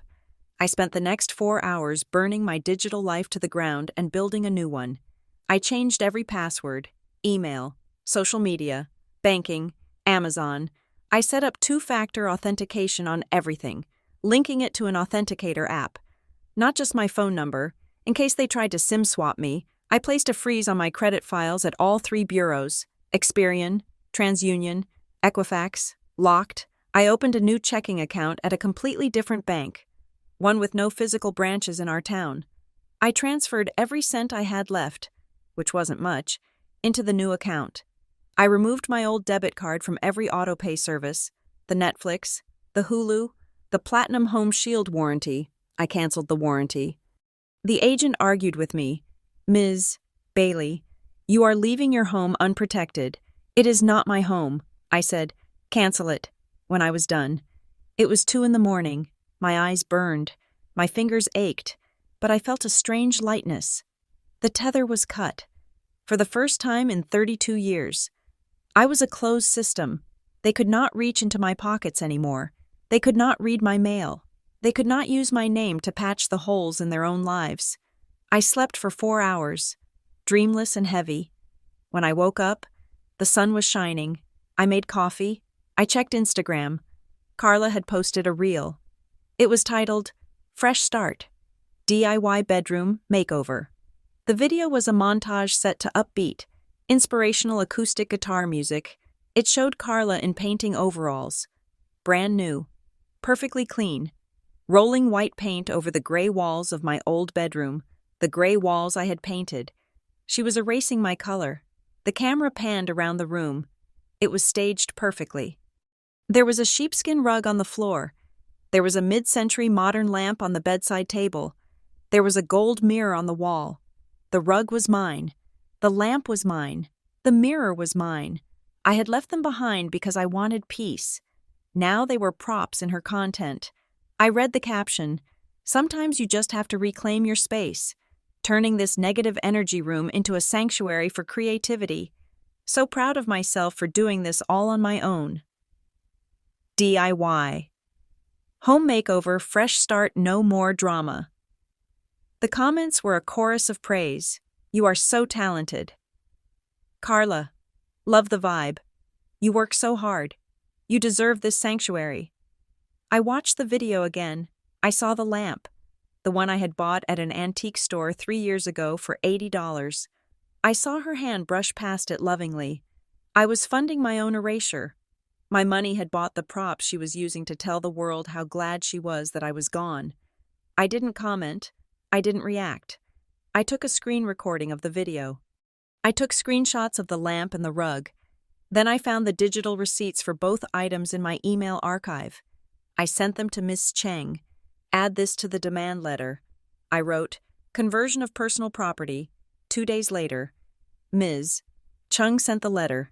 It was not a polite request this time. It was a legal thunderclap.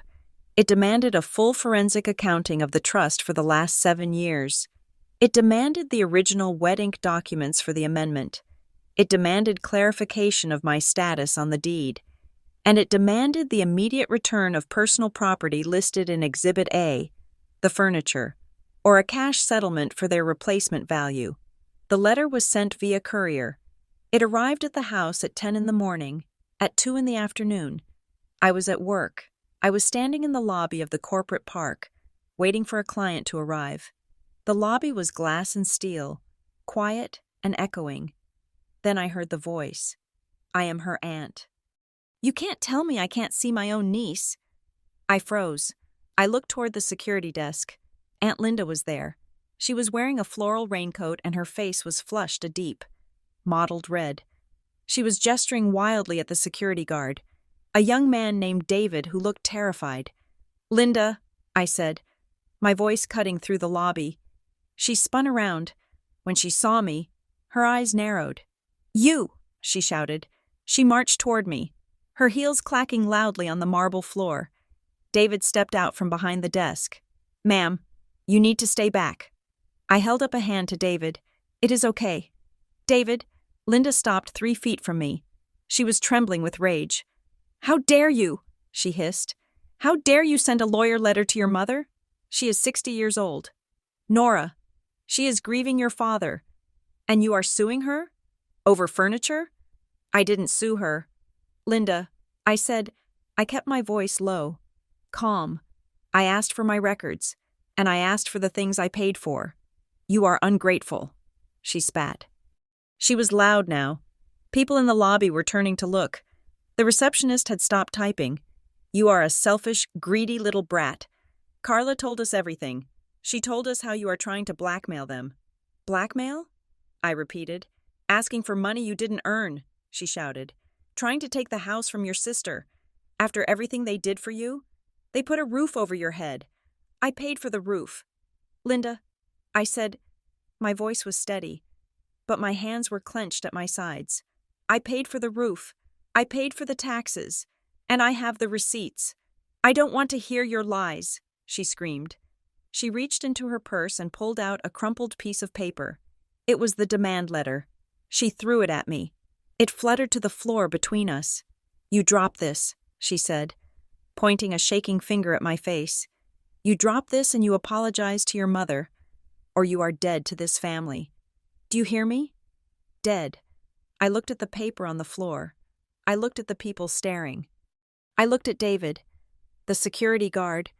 David, I said, please escort this woman off the property. She is harassing an employee. Linda's jaw dropped. You wouldn't. I already did. I said. David stepped forward. Ma'am, you need to leave. Now, or I call the police. Linda looked at me, her eyes wide with shock. She had expected me to crumble.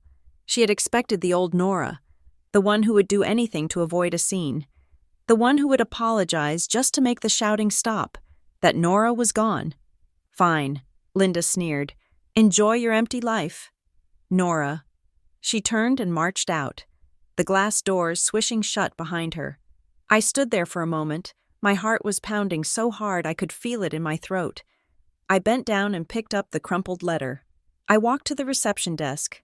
I am sorry about that, I said to the receptionist. She looked at me with wide eyes. Is everything okay? Yes, I said. I pulled out my phone. I took a picture of the crumpled letter. I noted the time. Could you please pull the security footage from the last 10 minutes? I asked David. I need it for a legal file. I will see what I can do. Ms. Bailey. I went back to my desk. I didn't cry. I didn't shake. I felt cold. I felt efficient. I added the incident to the timeline. September 20th, workplace harassment, Linda Miller, that evening.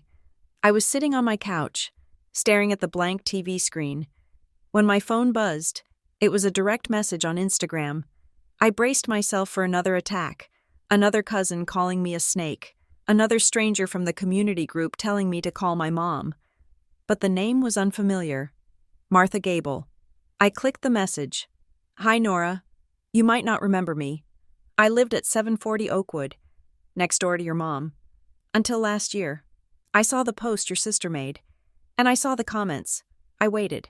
I just wanted to say you are not crazy. I heard things. The walls in those houses are thin, and your sister likes to talk on the back patio. I stared at the screen. My thumbs hovered over the glass. What did you hear? I typed. 3 dots danced. I remember a block party a few years back. The one where your mom made the potato salad. Carla was drinking wine with some of the neighbors. She was bragging about the house. She said she was smart to put everything in a trust. She said, I got Nora to sign the papers so the house couldn't be touched. She thinks she's helping, but she's actually insulating us. If anything goes wrong, it's on her credit, not mine. I thought it was mean at the time, but I didn't know the whole story. Seeing what she's doing to you now, it made me sick. I just thought you should know. I read the message 3 times. She thinks she's helping, but she's actually insulating us. It hit me like a physical punch to the gut. It wasn't just opportunism. It wasn't just laziness. It was a strategy. They had built a fortress to protect their asset, the house, and they had used my body as the moat. If the contractor sued, he hit me. If the taxes were late, the penalty hit me. If the loan defaulted, the collection agency hit me. I was the shock absorber. And the freeloader post, the public humiliation, it wasn't just cruelty, it was a preemptive strike. They knew I was leaving. They knew the money tap was turning off, and they knew that if I ever looked at the paperwork, I would see the truth. So they had to destroy my credibility first. They had to paint me as a liar and a leech so that if I ever tried to speak up, no one would believe me. It was a warning shot. Stay silent, or we will destroy you. I looked at the message from Martha Gable. Thank you. Martha. I typed, you have no idea how much this helps. I took a screenshot. I walked over to the window. It was dark outside. The streetlights were halos in the mist. I looked at my reflection in the glass. I looked different than I had a month ago. My face looked sharper. My eyes looked older. I wasn't the little sister anymore. I wasn't the daughter. I wasn't the freeloader. I was the creditor. And the bill was due. I picked up the crumpled demand letter that Linda had thrown at me. I smoothed it out on the table. They wanted a fight? They wanted to bring it to my workplace? They wanted to use the court of public opinion? Fine. I wasn't going to respond with a Facebook status. I wasn't going to respond with a text message. I was going to respond with the one thing they couldn't gaslight, couldn't delete, and couldn't laugh away. I picked up my phone and called Ms. Cheng. It was late, but I knew she would answer. Nora? She said. Is everything all right? No. I said, it isn't, but it's about to be. I took a breath. File the petition. I said, file the fraud complaint. And subpoena the neighbors. I have a witness. I hung up. The silence in the apartment didn't feel empty anymore. It felt heavy. It felt charged. It felt like the calm before the storm. The police station was quiet, smelling of floor wax and stale coffee. I sat across from an officer who looked too young to be writing reports on identity theft. I was careful with my words. I did not say my sister stole my identity. I did not say my mother committed fraud. I said, there are financial instruments in my name that I did not authorize. I said, there are signatures on legal documents that do not match my own. I filed a formal complaint regarding identity misuse. I requested an investigation into the verification protocols of the electronic authorizations. I was building a paper trail, brick by brick. 3 days later, the call came. Jerry Vance, the trustee, had agreed to a meeting, not in court, not at the house, but at a neutral mediation center downtown. I spent the night before the meeting assembling my binder. It was a 3-ring binder, black, 2 inches thick. I used color-coded tabs. Red, the lies, Facebook screenshots, text messages. Yellow, the money, bank transfers, utility bills, the grocery tally. Blue, the documents, the credit report, the deed history, the revised trust amendment. I slept for 4 hours. I woke up, showered, and put on the navy blazer I had worn to the law office. I looked at myself in the mirror. My face was pale, but my eyes were steady. The tremble was there, deep in my stomach, a vibration like a plucked cello string that wouldn't stop humming. It was the fear of the child confronting the parent, but I wasn't a child anymore. The mediation center was sterile, beige walls, abstract art, a long oval table, Ms. Chung sat to my left. Across from us sat Jerry Vance and his attorney, a slick-looking man named Mr. Doyle, and next to them, looking small and fragile in a cardigan I had bought her for Christmas, was my mother. Carla was not there. Of course not. Carla lit the fires. She didn't sit in the ashes. The mediator, a retired judge named Mrs. Gable, called the meeting to order. We are here to discuss the beneficiary's request for information and potential settlement regarding the Bailey Family Living Trust, she said. Jerry Vance leaned forward. He looked tired. His skin was gray, and he wouldn't meet my eyes. Look, he said, his voice raspy. This whole thing has gotten out of hand. Nora is upset. We get it. It is an emotional time. Families fight. But dragging this into the legal system? It is unnecessary. Mr. Doyle nodded. Ms. Bailey is clearly confused about the nature of estate planning. These structures are complex. It is easy for a layperson to misinterpret standard asset protection strategies as something nefarious. I felt the heat rise in my cheeks. Confused, emotional, layperson, Ms. Chung placed a hand on my arm. I took a breath. I opened my binder. I am not confused. Mr. Vance, I said. My voice was quiet, but it carried in the silent room. I am looking at a credit report that shows a $12,000 loan taken out in my name for a house I do not own. I am looking at a deed transfer to a Shell LLC managed by my sister, and I am looking at tax payments made by me that were not remitted to the county. I flipped to the yellow section. Here are the transfers. I said. I slid a spreadsheet across the table. 32 months of payments, labeled property tax. And here are the county records showing the taxes were paid late, with penalties. Where did my money go? Jerry? Jerry picked up the paper. His hand shook slightly. That was for household expenses. He said, it all goes into the pot. You know how expensive that house is to run.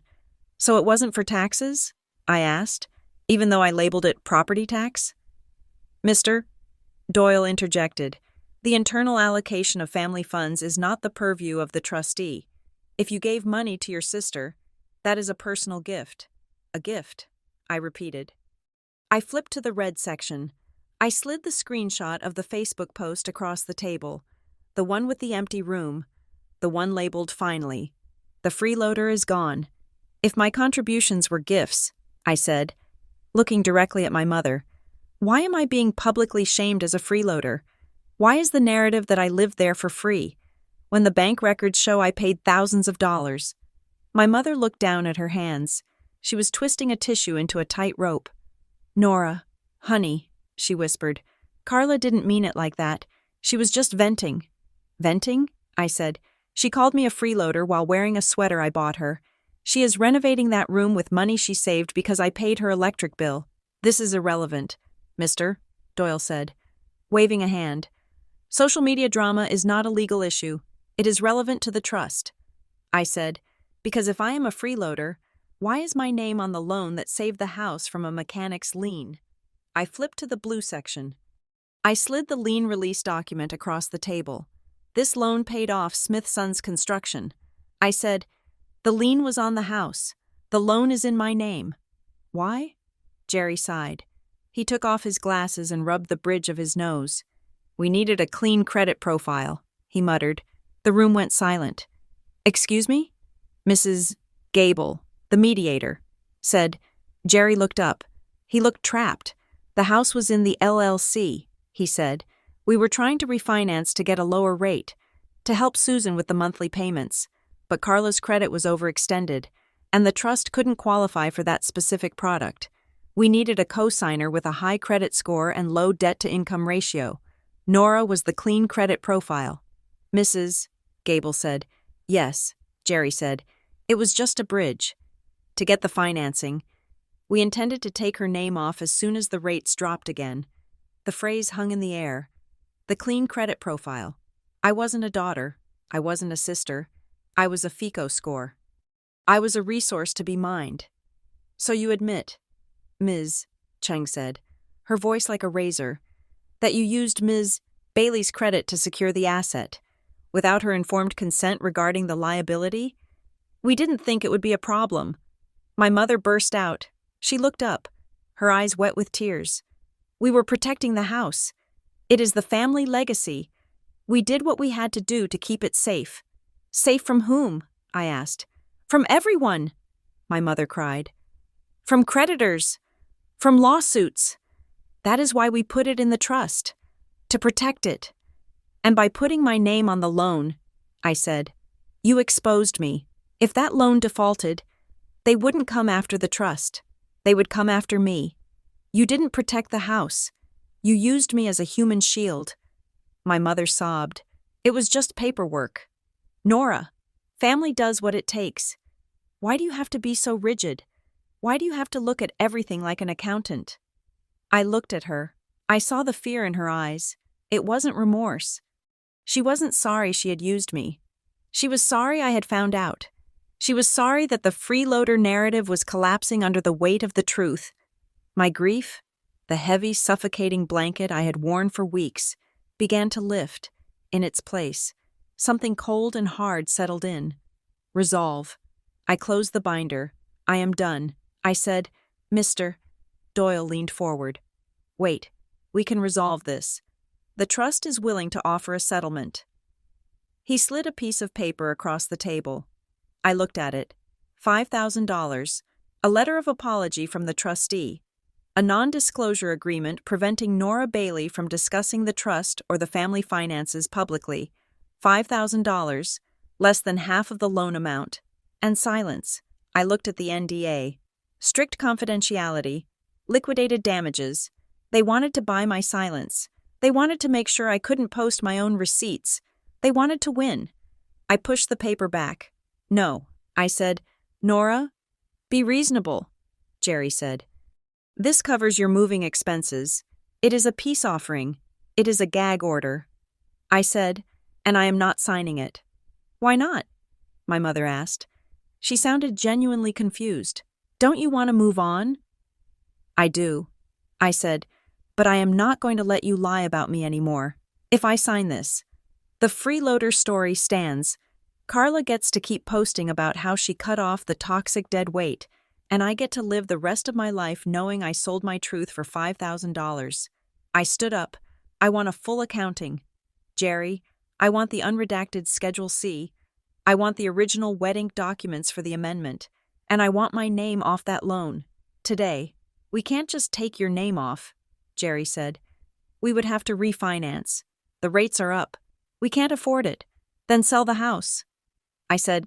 My mother gasped. Sell the house? She whispered. But that is my home. That is Carla's inheritance.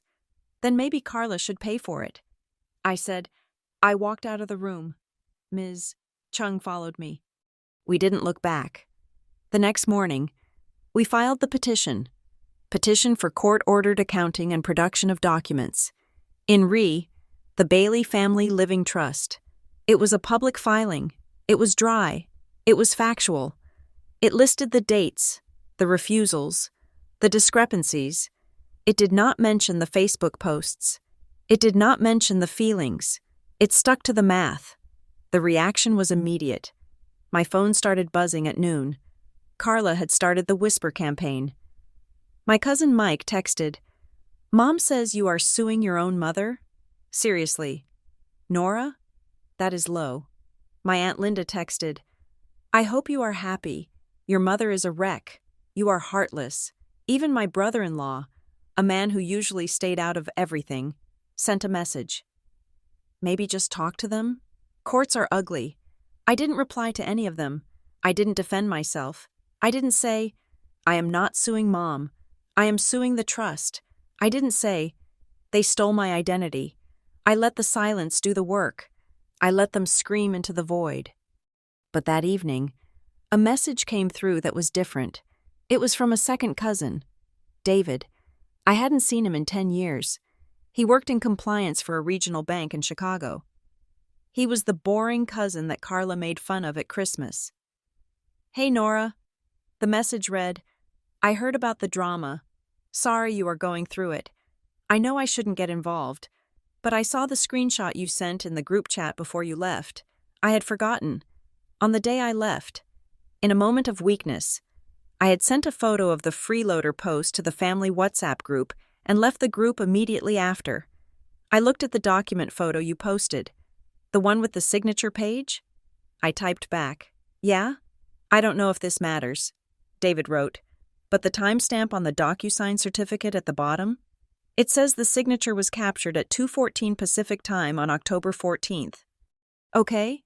Nora, weren't we at that logistics conference in Atlanta on October 14th 4 years ago? I remember because we met for coffee in the lobby. I froze. I scrambled to find my old work calendar. I had it synced to my personal cloud. October 14th, 4 years ago, Logistics Supply Chain Summit, Atlanta, Georgia, 1 p.m. to 3 p.m., keynote speaker. I was in a ballroom in Atlanta, without my phone, because the battery had died and I had left it charging in the hotel room. I checked the DocuSign certificate again, IP address, 68.44.12.xxx. I ran an IP lookup, location, home internet provider, local area. The signature was executed from the house. While I was in Atlanta, they hadn't just tricked me into signing. They had signed for me. They had logged into my email. Carla knew my password, the one she helped me set. And they had clicked the button. It wasn't coercion. It was forgery.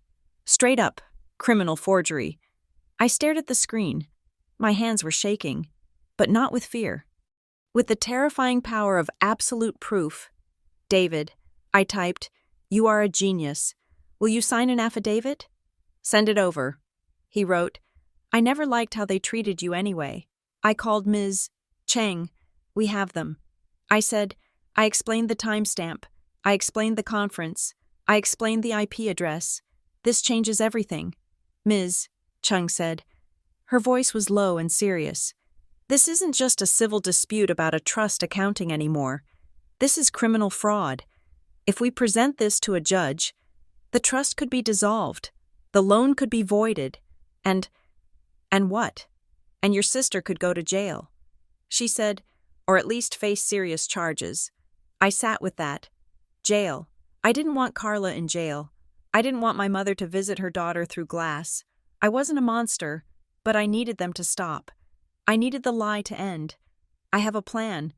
I said, I don't want to file the criminal charges yet. I told Ms. Chung, I want to give them one chance to surrender. But I want to do it on my terms. Where? She asked. The community charity gala. I said, the gala was in 2 days. It was the social event of the season. My mother was on the planning committee. Carla was receiving an award for Community Volunteer of the Year for her work with a local animal shelter, work that mostly consisted of posting selfies with puppies. The family's image was their currency. It was the thing they protected more than the house. It was the reason for the lies, the reason for the FREELOADER post, the reason for the secrecy. If I confronted them in private, they would gaslight me. They would cry. They would minimize. But if I confronted them where the lights were brightest, where the audience was watching, they couldn't hide. I asked Ms. Cheng to draft a notice of intent to sue, attaching the affidavit from David and the IP geolocation report. Serve it at the gala. I said, Nora, that is aggressive. Ms. Chung warned, that is a declaration of war. They declared war when they called me a freeloader.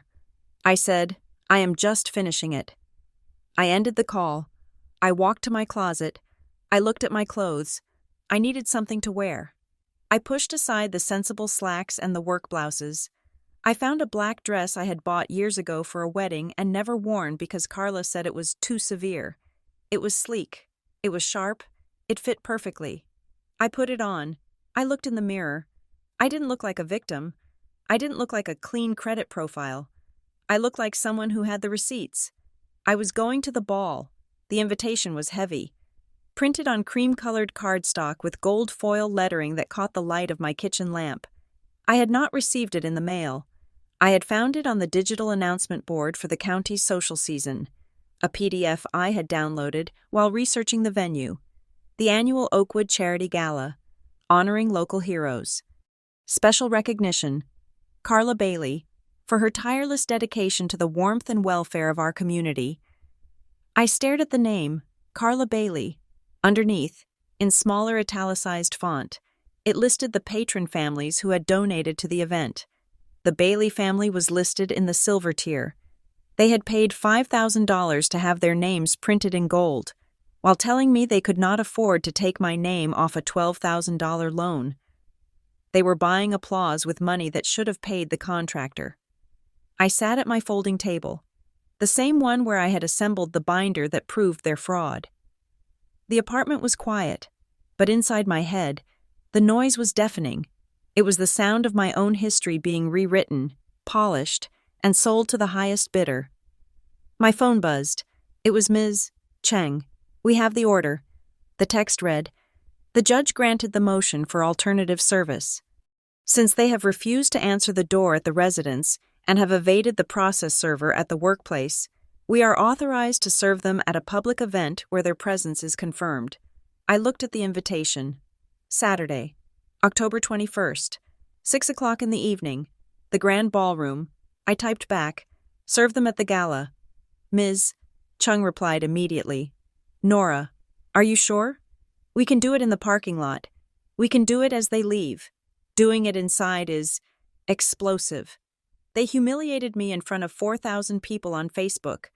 I typed, they posted my empty room. They called me a freeloader to the entire town. I want them to receive the truth in front of the same audience. I paused. Then I added, I am going to be there. Nora, you don't have to do that. She wrote, it will be uncomfortable. I know, I replied. But I need to see it. I need to know that the story is over. Saturday arrived with a sharp, autumnal chill. The sky was the color of bruised iron. I spent the afternoon getting ready, a ritual that felt less like dressing for a party and more like putting on armor. I did not wear the soft, floral dresses my mother used to pick out for me, the ones that made me fade into the wallpaper. I wore the black dress. It was a sheath of silk that hit just below the knee, tailored and severe. I pulled my hair back into a tight, low bun. I applied red lipstick, a shade I never wore. I looked in the mirror. I did not recognize the woman staring back. She looked dangerous. She looked like someone who kept receipts. I drove to the venue, a sprawling hotel and convention center on the wealthier side of town. The parking lot was filled with luxury sedans and SUVs. Valets were running back and forth in white jackets. I parked my 10-year-old Honda in the self-parking lot. 3 rows back, I walked to the entrance, the gravel crunching under my heels. The lobby was awash of warm light and noise. A string quartet was playing something classical and inoffensive near the fountain. Women in sequined gowns and men in tuxedos were milling about. Holding flutes of champagne, I handed my ticket to the attendant. I had bought it online, anonymously, using my new bank account. Welcome, Ms. Bailey, the attendant said, scanning the code. Enjoy the evening. I stepped into the ballroom. It was massive. Chandeliers the size of small cars hung from the ceiling, casting a glittering, fractured light over the round tables. The air smelled of expensive perfume, hairspray, and roasted beef. I felt the eyes immediately. It started as a ripple. A woman near the entrance glanced at me, looked away, and then looked back, her eyes widening. She nudged her husband. She whispered something behind her hand. "That is the sister," I imagined her saying. "The one from the Facebook post. The freeloader." I kept my chin high. I walked through the crowd, cutting a path toward the bar. I did not shrink. I did not look down. I let the discomfort exist. I let it wash over me like cold water. For years, I had spent my energy trying to make myself smaller, trying to dissolve so I wouldn't be a burden. Tonight, I took up space. I ordered a sparkling water with a lime. I turned and leaned against the bar. Scanning the room, I saw them. They were at table 1, right next to the stage. The head table. My mother was wearing a navy blue gown with lace sleeves. She was laughing at something the mayor was saying, her hand resting lightly on his arm. She looked gracious. She looked like the matriarch of a respectable, generous family. And Carla was wearing gold, a shimmering, floor-length gown that looked like liquid money. Her hair was in perfect waves. She was beaming, radiating the manic energy of the center of attention. She was holding court, gesturing with her champagne glass, telling a story that had the people around her leaning in. She looked happy. It was a visceral shock to see it.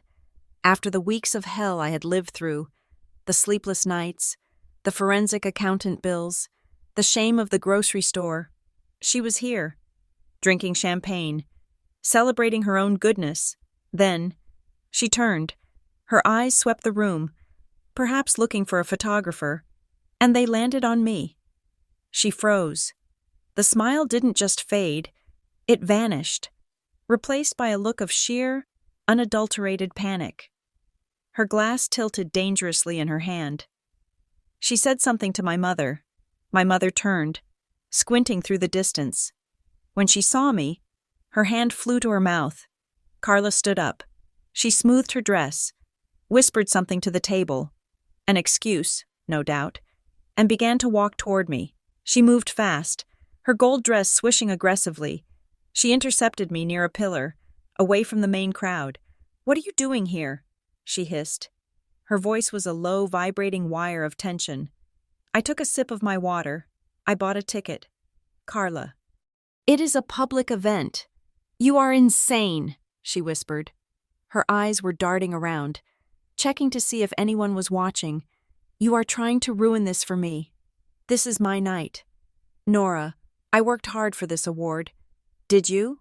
I asked calmly. "Or did you just use the money I saved the family to buy your way onto the board?" She flinched. "You need to leave. Now. Security will escort you out." "On what grounds?" I asked. "I haven't caused a scene. I haven't raised my voice.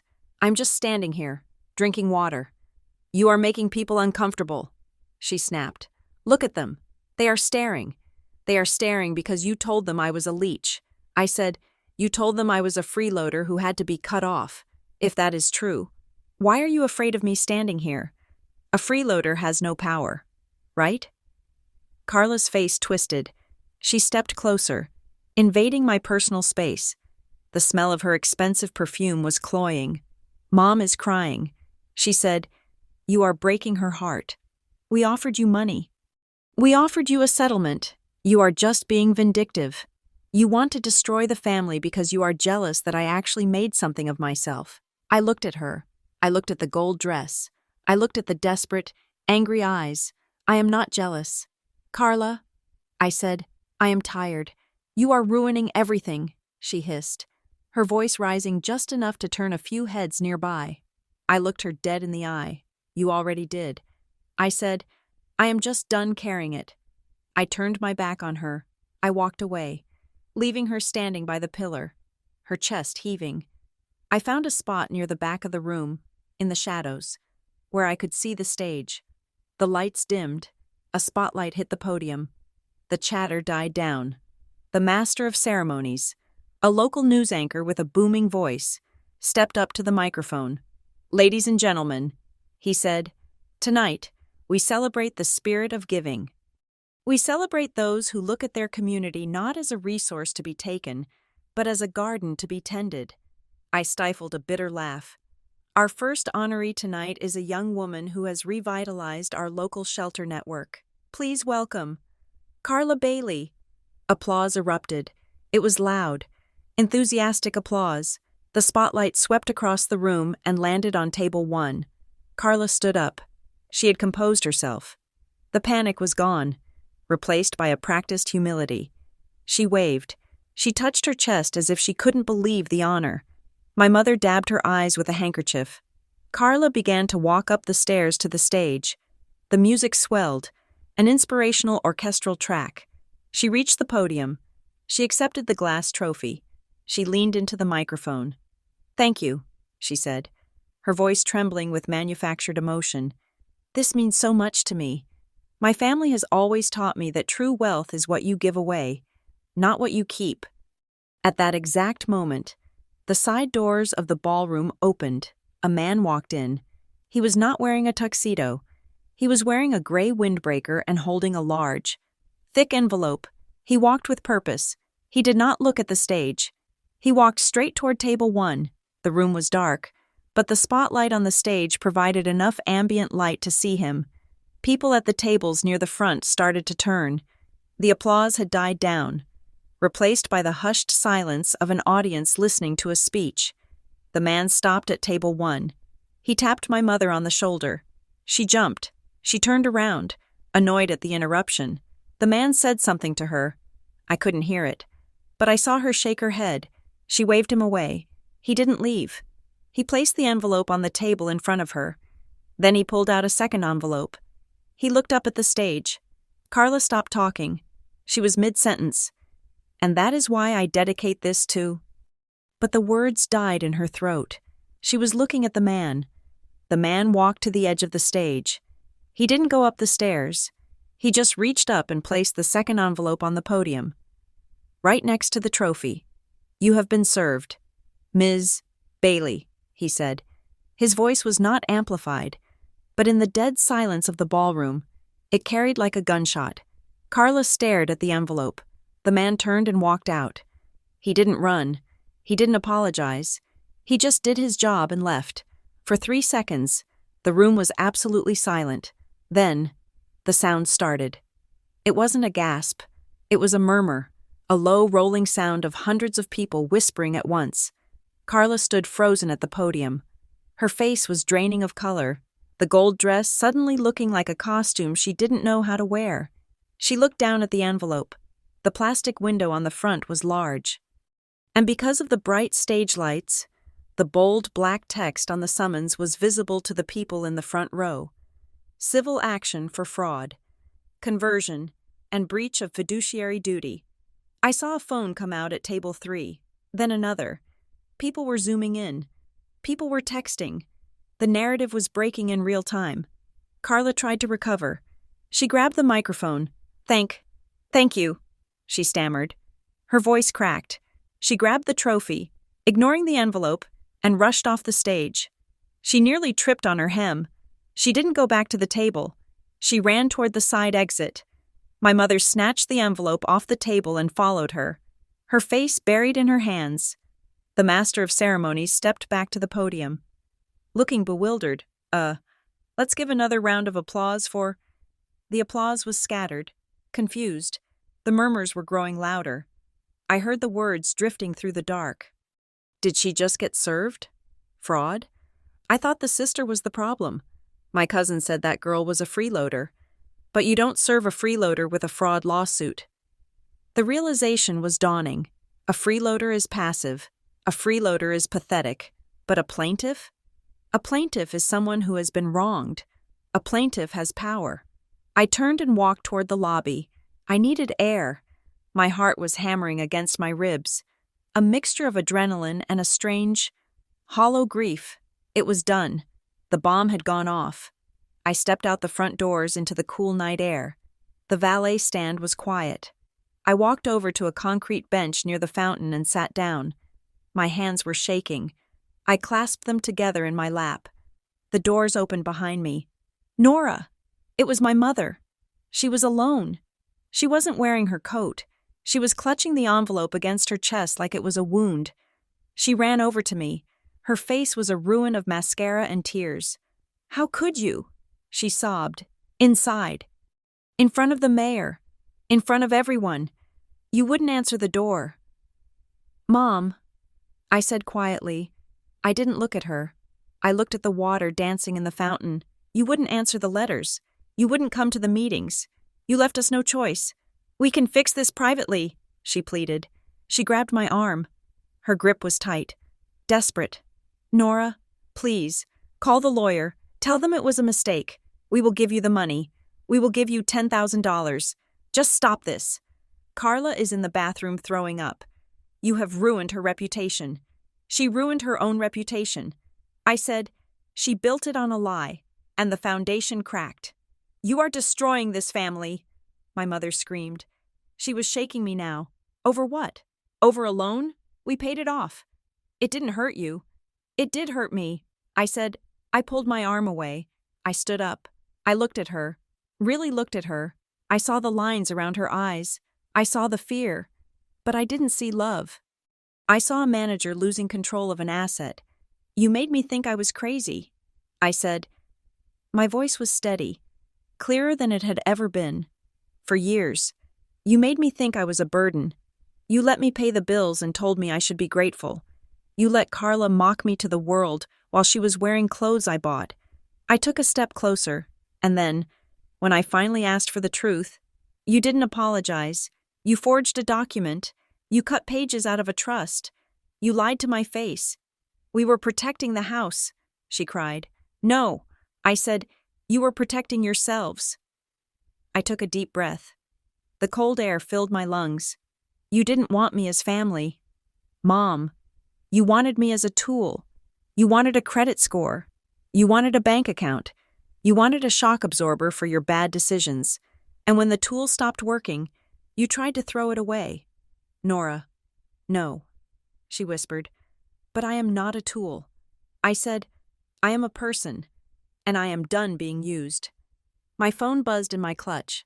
I pulled it out. It was a text from Ms. Cheng. Nora, urgent. The forensic team just got access to the off-site storage box Jerry Vance tried to hide. We found the original 2010 trust agreement. It contradicts the amendment they sent you. There is no 70-30 split. The original trust states that upon your father's death, the assets were to be divided 50-50 immediately. And get this, it specifically forbids the house from being leveraged for debt without the written consent of both beneficiaries. The entire transfer to the LLC was void from the start. They didn't just defraud you of a loan, they stole half the house. We are upgrading the complaint. We are going for full dissolution of the trust. I read the text. Then I read it again, 50-50, immediately.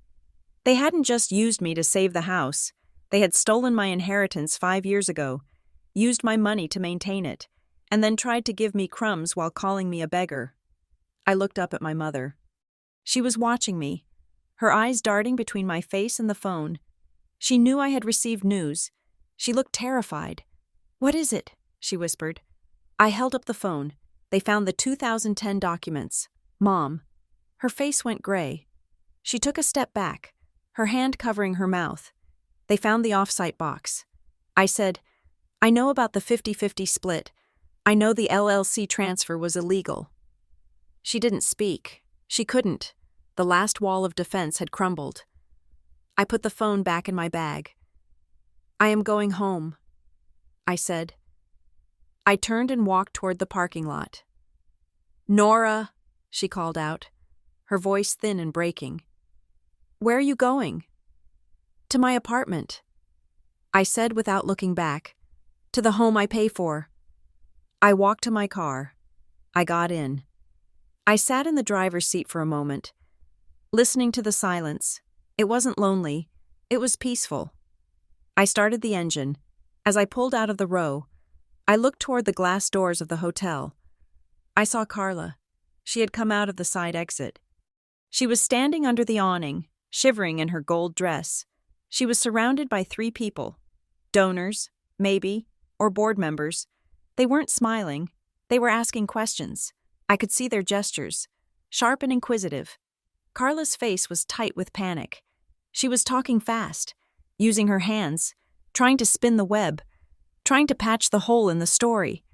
But the story was bigger than her now. The receipts were out. The envelope was on the table. I didn't stay to watch her drown. I put the car in drive and turned onto the main road. The streetlights blurred into streaks of gold as I accelerated, driving away from the house, away from the lie, and into the rest of my life. Thank you so much for listening to Nora's story.